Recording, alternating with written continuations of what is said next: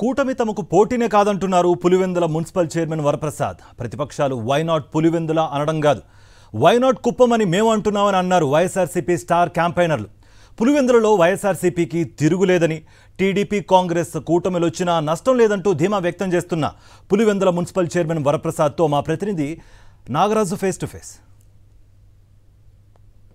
పులివెందుల నియోజకవర్గంలో వైసీపీ ప్రచారం హోరెత్తుతుంది. వాడవాడలా కూడా ఎక్కడికక్కడ కూడా స్థానిక నాయకులే ప్రచారాన్ని అయితే కొనసాగిస్తున్న పరిస్థితి ఉంది. ఈ ప్రచారానికి సంబంధించి కూడా మనతో మాట్లాడేందుకు మున్సిపల్ చైర్మన్ వరప్రసాద్ మనతో ఉన్నారు. ఆయనతో మాట్లాడే ప్రయత్నం చేద్దాం. సార్ చెప్పండి, ఎట్లా ఉంది జనాల్లో అప్పుడే పార్టీ పట్ల? చాలా అద్భుతమైన స్పందన ఉంది జనాలలో. అసలు మేము కూడా ఎప్పుడు కూడా ఊహించలేదు జనాలలో నుంచి ఇంత స్పందన ఉంటుందని. ఎప్పుడెప్పుడు ఓటు వేయాలా, మళ్ళీ జగన్ గారిని ముఖ్యమంత్రిని చేసుకోవాలా అనే ఒక ఉత్సాహము మేము చూస్తూ ఉన్నాం. ప్రతి ఒక్కరూ చిన్న పిల్లలు కూడా జగన్మామయ్య జగన్మాయ జగన్మాయ మేము సిద్ధం అంటున్నారు. మొత్తంగా చూస్తే గతంలో దివంగత నేత రాజశేఖర రెడ్డి కంటే ముందు చూస్తే పులివెందుల ఇంత అభివృద్ధి లేదు. ఒక మండల కేంద్రంతో సమానంగా ఉండింది.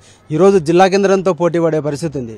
ఈ డెవలప్మెంట్ చూసి ఏమంటుంది పులివెందుల ప్రజానికం? జిల్లా కేంద్రంతో కాదు మేము పోటీ పడేది, మొత్తం రాష్ట్రంతో మేము పోటీ పడుతున్నాం. మున్సిపాలిటీ చాలా అగ్రస్థానంలో ఈరోజు మా ముఖ్యమంత్రి గారు పెట్టినారు.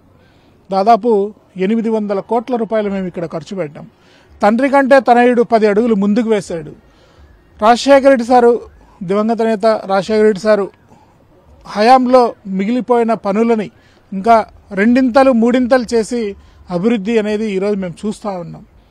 నిజంగా తండ్రికి తగ్గ తనయుడు జగన్మోహన్ రెడ్డి గారు పులివెందుల రూపురేఖలను పూర్తిగా మార్చేసినారు.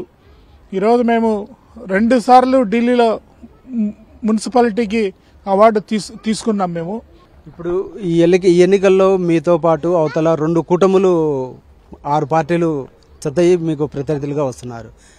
వాళ్ళ పోటీ నుంచి ఎలాంటి అభిప్రాయం వ్యక్తమవుతుంది పులివెందుల ప్రజానికి? వాళ్ళు మాకు పోటీనే కాదు, వాళ్లకు ఓటేస్తే మురిగిపోయినట్లే అనేది ప్రజలందరికీ తెలుసును. కూటమి మమ్మల్ని ఏం చేయలేదు. షర్మిలమ్మ గారి ప్రభావం కూడా ఈ పులివెందుల పట్టణంలో ఏమీ ఉండదు. 1,00,000 మెజారిటీ ఖచ్చితంగా మాది దాటుతుంది. అంటే అవతల ప్రతిపక్ష పార్టీ వైనాట్ పులివెందుల అంటుంది. క్వశ్చనే లేదు, మేము వైనాట్ కుప్పం అని మేమంటున్నాం.